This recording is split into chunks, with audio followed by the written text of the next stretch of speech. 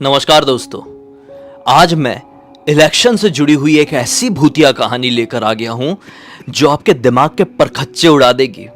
चुनाव से जुड़ी हुई एक घटना कुछ इस तरीके से किसी के साथ घट गई कि आपको सोचने पर मजबूर कर देगी कि क्या क्या इस दुनिया में होते रहता है लोगों के साथ। यह घटना घटी बाजापुर नाम के गांव में। बाजापुर गांव में एक प्रधान जी काफी सालों से अपनी प्रधानी कर रहे थे। सीन ये होता था कि इस प्रधान जी के सामने जो कोई भी चुनाव में खड़ा होता था वो इतनी बुरी तरीके से हारता था कि जैसे नॉर्मल भाषा में कहो तो उसकी जमानत जब्त भी हो जाती थी। लेकिन प्रधानी और सरपंच के चुनाव में शायद ऐसा जमानत वाला सीन होता नहीं है। लेकिन फिर भी एक टाइम ऐसा आ गया था कि प्रधान जी के सामने कोई चुनाव में खड़ा ही नहीं हो रहा था। लोग खड़े होने से ही पहले एक्सेप्ट कर लेते थे कि यही प्रधान जी जीतेंगे और हम तो हारेंगे। ये सारी फॉर्मेलिटी हो रही है। ये सारी चीजों की वजह से प्रधान जी के अंदर आ गया था घमंड। सीन ये हो गया था कि प्रधान जी अब चीजों को बहुत पर्सनल लेने लगे थे। गांव में कुछ भी परेशानी क्रिएट होती तो प्रधान जी अपने ऊपर वाले विभाग से पैसे तो लेते, लेकिन वो परेशानी अपने घर के आसपास ही ठीक करवाते।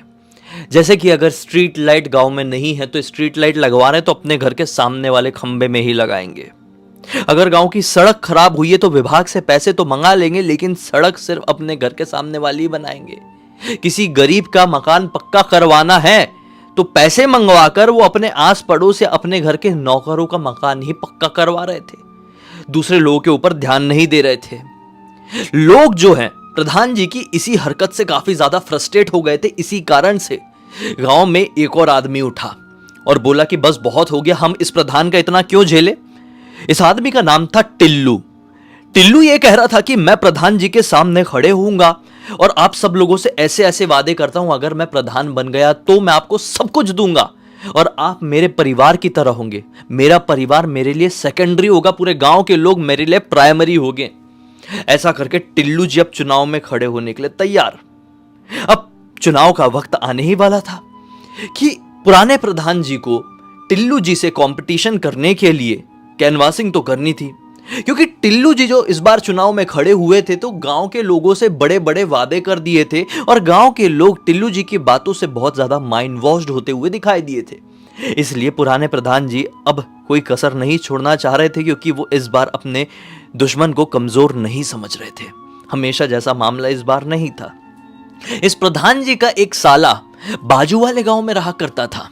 वो नाम का बाजू वाले गांव में रहता था, लेकिन जब कभी भी ये प्रेजेंट प्रधान जी को जरूरत पड़ती थी तो उनका साला इनके कार्यकर्ता रूप में हमेशा इनके गांव में आकर खड़ा रहता था। और वो पढ़ा लिखा और बहुत ज्यादा इंटेलिजेंट भी था। उसे पॉलिटिक्स समझती थी।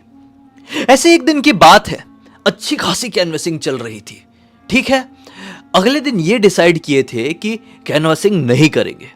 पुराने प्रधान जी ने भी और टिल्लू जी ने भी किसी रीजन से किए होंगे कि आज कैनवासिंग नहीं होगी। शायद गांव में कोई मेला या फिर कोई त्योहार था, इस कारण से। तो ठीक है, आज का दिन थोड़ा पॉज था।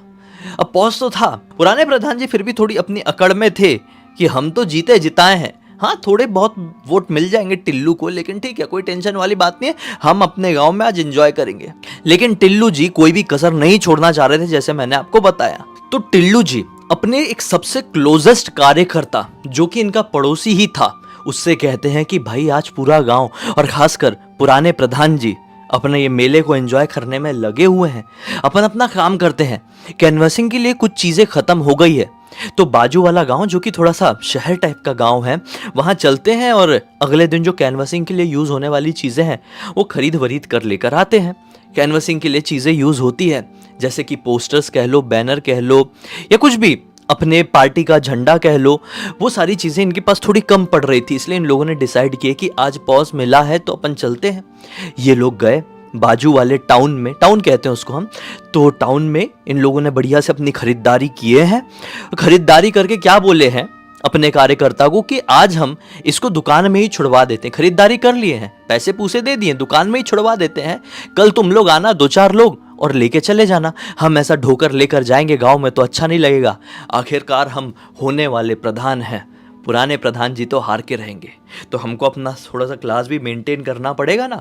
ऐसा बोल देते हैं और कार्यकर्ता भी इनका समझ जाता है ये अपनी खरीदारी और पूरी शॉपिंग वगैरह खत्म करके रात के लगभग 10 बजे के आसपास अपने गांव की तरफ लौट रहे थे। ये लोग अपनी एक बाइक से गए हुए थे, लेकिन क्या होता है कि इनकी बाइक जो है ना, ये टाउन से बाहर निकली ही थी कि पंचर हो जाती है। अब वो टाउन में जितनी भी दुकानें थी इतने बजे तक बंद हो गई थी। तो इन लोगों ने क्या बोले, प्रधान जी, तो इन लोगों ने क्या डिसाइड किया, टिल्लू जी ने और उनके कार्यकर्ता ने, कि बाइक को यहीं छोड़ देते हैं और टहलते टहलते अपने गांव की तरफ निकल जाते हैं। यहां से इनके गांव की दूरी लगभग 3 किलोमीटर की थी। तो क्या मतलब इतना झंझट पाल के बाइक को ढोके लेके जाके बाइक लॉक कर देते, 3 किलोमीटर पैदल निकल जाते हैं और अपने कार्यकर्ता को कह दिए कि कल तुम शॉपिंग वाला सामान लेने के लिए आओगे तो बाइक भी सुकराते हुए हमारे घर पर लेकर आना। ठीक है बोले। ये दोनों पैदल पैदल अब अपने गांव की तरफ निकल पड़े। थोड़ी देर बाद ये लोग एक जंगल वाले रास्ते में पहुंचे, जिस जंगल वाले रास्ते को क्रॉस करके इनको इनका घर मिलना था। अब इनके जंगल वाले रास्ते में क्या हुआ कि अभी कुछ ही दिन पहले बड़ी खतरनाक वाली बारिश हुई थी। उस खतरनाक वाली बारिश की वजह से इस रास्ते में ना एक बड़ा सा गड्ढा पड़ता था। इस बड़े से गड्ढे में अच्छा खासा पानी भरा हुआ था। अब इस गड्ढे को पार करके जाने का कोई साधन नहीं था, पानी में डूब के ही जाना पड़ता। और अपने टिल्लू जी ने और उनके कार्यकर्ता ने दोनों ने ही सफेद रंग का कुर्ता पैजामा पहने हुए थे, बिल्कुल नया स्टाइल का। इसलिए गड़बड़ हो जाती भाई। बाजू वाले गांव में शॉपिंग करने के लिए गए थे, थोड़ा सा वैसे रुतबे में गए हुए थे, महंगे कपड़े पहन के। तो बोले यार ये गड्ढे को पार करके जाएंगे तो बड़ी बेइज्जती हो जाएगी, गांव पहुंचेंगे किसी ने देख लिया तो बोलेंगे बताओ ये है हमारा होने वाला प्रधान। एक काम करते हैं, कार्यकर्ता से टिल्लू जी कहते हैं कि एक काम करते हैं, इस रास्ते के अलावा एक और रास्ता है ना, उस रास्ते से हम कभी गए नहीं है लेकिन तुम लोग आते जाते रहते हो, चले क्या उस रास्ते से। कार्यकर्ता कहता है कि सर चल तो लेंगे लेकिन थोड़ा सा लंबा पड़ेगा। बोले ठीक है यार चल लेंगे, लेकिन कम से कम कपड़े तो गंदे नहीं होंगे, कीचड़ में तो नहीं गिरेंगे। ऐसा बोल के उनका कार्यकर्ता अब उनको दूसरे वाले रास्ते से लेकर बढ़ जाता है गांव की तरफ। थोड़ी आगे जाने के बाद यह रास्ता और भी ज्यादा सुनसान था और यहां पर एक भी स्ट्रीट लाइट नहीं थी। बोले कि देखो ये है आज के प्रधान का काम, यहां पर स्ट्रीट लाइट ही नहीं है भाई, रास्ता अच्छा खासा है, लाइट वाइट लगवा दिए होते, हम प्रधान बनेंगे तो हमारी प्रधानी में देखना कि हर जगह स्ट्रीट लाइट होगी, हर जगह ऐसा होगा वैसा होगा। ऐसा बात करते करते दोनों चले जा रहे हैं, बढ़िया सब कुछ सेट था। थोड़ी आगे जाने के बाद एक ना छोटा सा तालाब मिलता। उस तालाब के किनारे एक औरत रोती हुई इनको दिखाई दी। ये औरत यही कोई 30-32 साल के आसपास की थी। देखो स्ट्रीट लाइट तो नहीं थी लेकिन मून लाइट थी और इस मून लाइट से समझ में आ रहा था और आवाज भी आ रही थी। सुनसान इलाका था तो औरत की आवाज भी गूंज रही थी। वो बैठ के रो रही थी। ये दोनों पैदल पैदल अपने गांव की तरफ बढ़ रहे हैं। अचानक से टिल्लू जी रुके और कार्यकर्ता से कहते हैं कि देखना वाला, ये औरत बड़ी परेशान सी दिख रही है, हमारे गांव की सीमा है, हमारे गांव की ही औरत है, जाके पूछना भला क्या हो गया है, देखना पड़ेगा भाई, प्रधान बनने वाले हम। कार्यकर्ता ने बोला ठीक है सर देख के आते हैं, आप यहीं पर खड़े रहिए। कार्यकर्ता गया है और औरत से पूछा कि क्या हो गया, आपको किसी बात की कोई परेशानी है क्या। औरत रोते रोते इसको देख के बोलती है कि मैं बहुत परेशानी में हूँ, मुझे प्रधान जी से बात करना है, अगर आपके साथ प्रधान जी या फिर होने वाले प्रधान जी है तो मेरी बात करा दीजिए, सिर्फ वही मेरी मदद कर सकते हैं। ऐसा करके फिर से रोने लगी। कार्यकर्ता ने देखा और सोचा कि अरे वाह, अगर टिल्लू जी आज इसकी मदद कर देते हैं तो बड़ा अच्छा हो जाएगा, टिल्लू जी की तो वाहवाही हो जाएगी कि आधी रात गए एक मासूम सी एक लाचार सी औरत की मदद की है टिल्लू जी ने और पुराना प्रधान कुछ नहीं किया।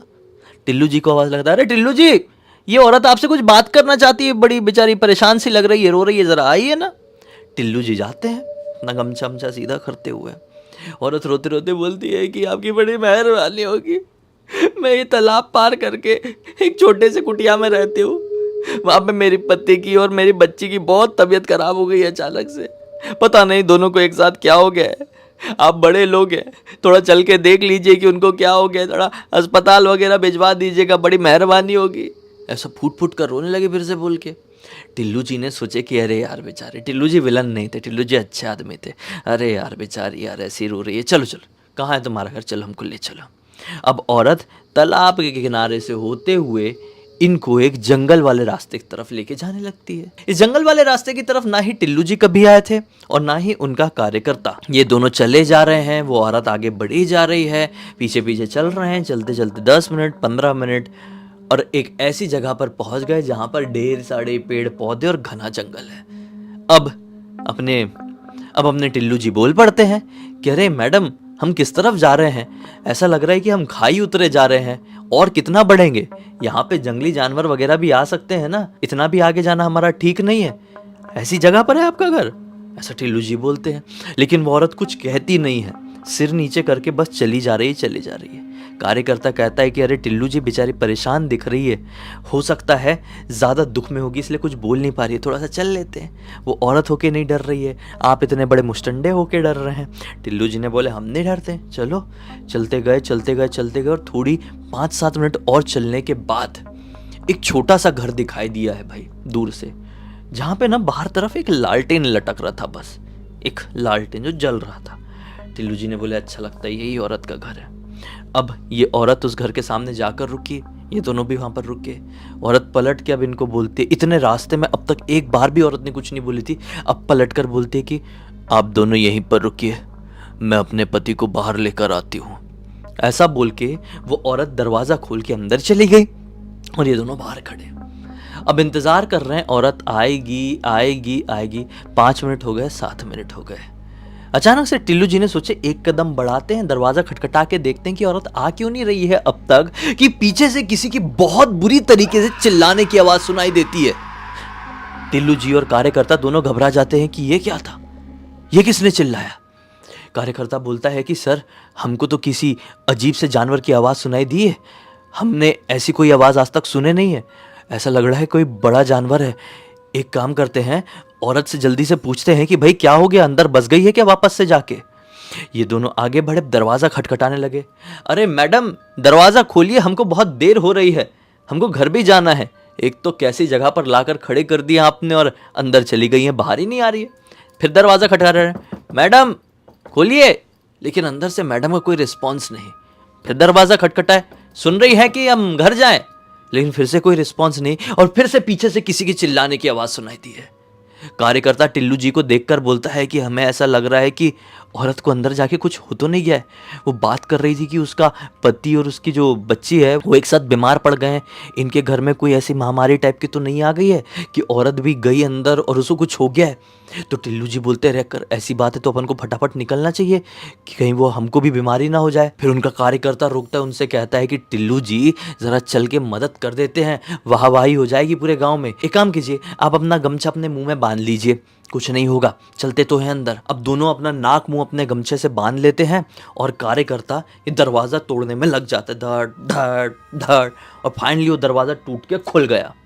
अब जैसी दरवाजा खुला है, सामने दिखाई दे दी वो औरत, ठीक है, लेकिन वो औरत इनकी तरफ पीठ करके बैठी हुई है। सामने दीवार है, दीवार की तरफ मुंह करके बैठी हुई है। अंधेरा है, बाहर एक लालटेन लटक रहा है खाली, उस लालटेन की ही रोशनी से हल्का फुल्का अंदर दिखाई दे रहा है। इतना तो समझ में आ गया, वो औरत दीवार की तरफ मुंह करके कुछ खा रही है। अपना कार्यकर्ता बोलता है कि बताइए मैडम, आप हमको बाहर खड़ा करवा कर भूल गई थी क्या, अंदर आके आप खाना खाने लगी है, क्या परेशानी है बताइए तो सही, कहाँ है आपके पति। लेकिन वो औरत कुछ बोलती नहीं है और सिर्फ ग्राउल करती है, घुर्राती है,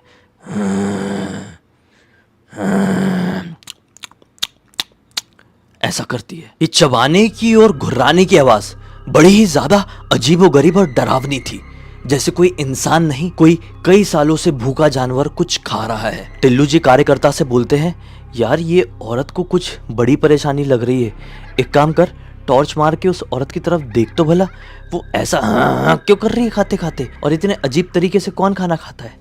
कार्यकर्ता अपना जेब खंगालता है कुर्ते का और निकालता है टॉर्च। जैसे ही उस औरत की तरफ टॉर्च मारा, सामने का नजारा देखकर दोनों के हाथ पैर कांपने लगे, क्योंकि उस औरत के सामने पड़ा हुआ था एक आदमी जिसका पूरा मुंह कुचला हुआ था और उसका जो पेट था वो पूरा खुला हुआ था, और अंदर का सामान निकाल निकाल के वो औरत स्वाद ले लेके मस्त से खा रही थी। वो औरत झटके में इनकी तरफ देखती है, उसका चेहरा इतना ज्यादा खौफनाक दिखाई दे रहा था, इतना ज्यादा डरावना दिखाई दे रहा था कि मैं क्या बताऊं किसी शैतान का क्या चेहरा होता हो।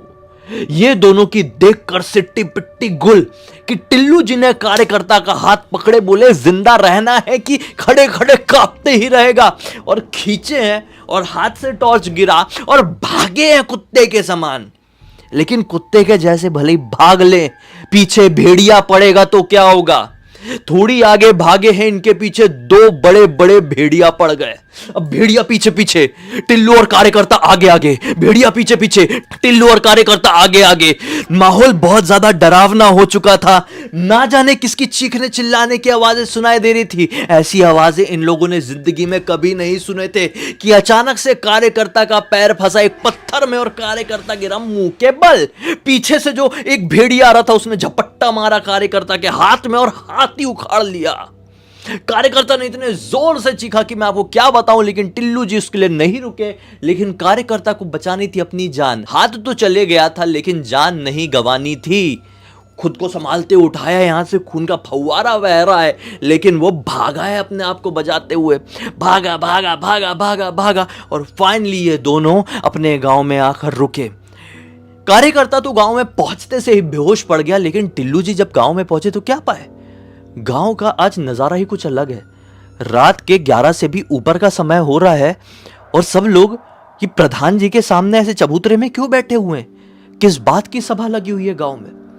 इनकी हालत देख के गांव के सब लोग परेशान हो जाते। पुराने प्रधान जी भी परेशान हो जाते, बोलते अरे क्या हो गया टिल्लू जी, आप ठीक तो है? और ये कार्यकर्ता का हाथ किसने उखाड़ लिया है? टिल्लू जी पूरी बात बताते। कार्यकर्ता को देखने लगे थे, गांव में एक डॉक्टर थे, वो देखने लगे थे उसके हाथ वाथ को। यहां पर टिल्लू जी पूरी बात बताते हैं, भाई ऐसा ऐसा हमारे साथ हुआ है। तो अब गांव का एक बूढ़ा व्यक्ति वहीं पर खड़ा हुआ था। वो अपने पुराने प्रधान जी को देखकर बोलता है, कहीं जिस आदमी को ये लोग देखकर आए हैं वो कहीं आपका साला ही तो नहीं?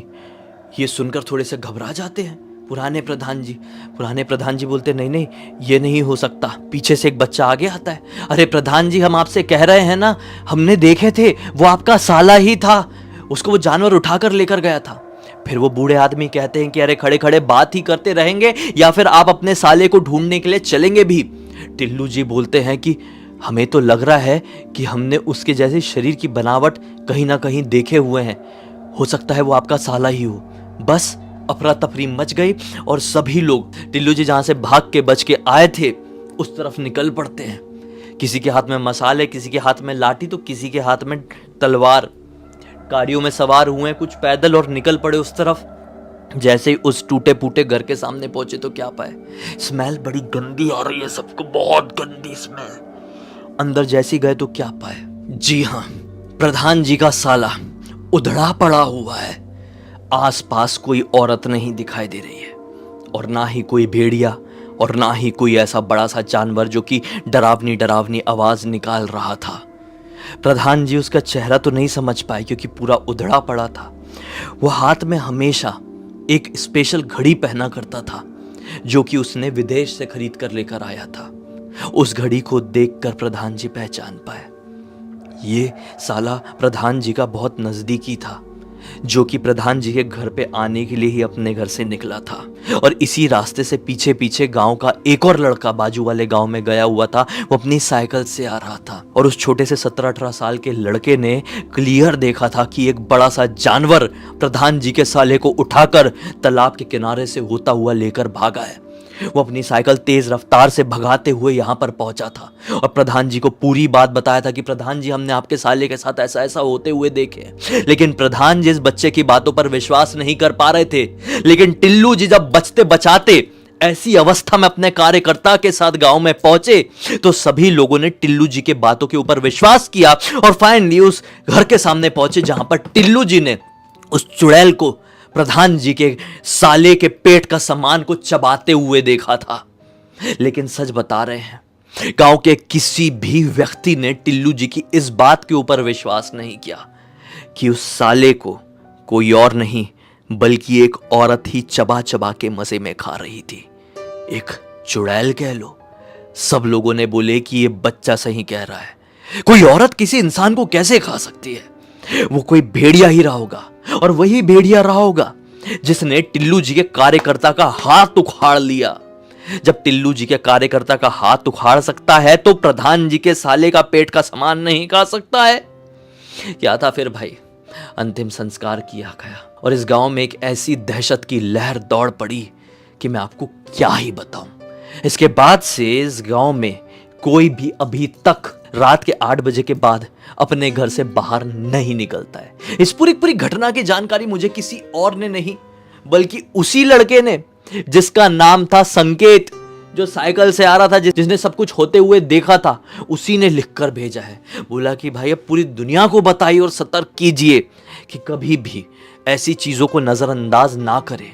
कभी भी कहीं पर भी किसी के भी साथ कुछ भी हो सकता है। यहां पर तो इलेक्शन के ही टाइम पर कुछ हो गया और ये इलेक्शन धरा का धरा रह गया। प्रधान की बात करें तो पुराने प्रधान जी अपनी प्रधानी को बरकरार रखे और टिल्लू जी के दिमाग में एक ऐसा सदमा बैठा कि टिल्लू जी ऊपर से नीचे तक हिल गए। खैर, अब इसी एक नोट के साथ इस कहानी का अंत करते हैं। अब तक इस वीडियो को देखे हैं तो लाइक जरूर कर देना, चैनल को सब्सक्राइब करके बेल आइकन दबा के ऑल के ऑप्शन में क्लिक करना, क्योंकि इसी तरह के हैरान कर देने वाले खौफनाक वीडियो डेली आप लोग के सामने लेके आते रहते हैं।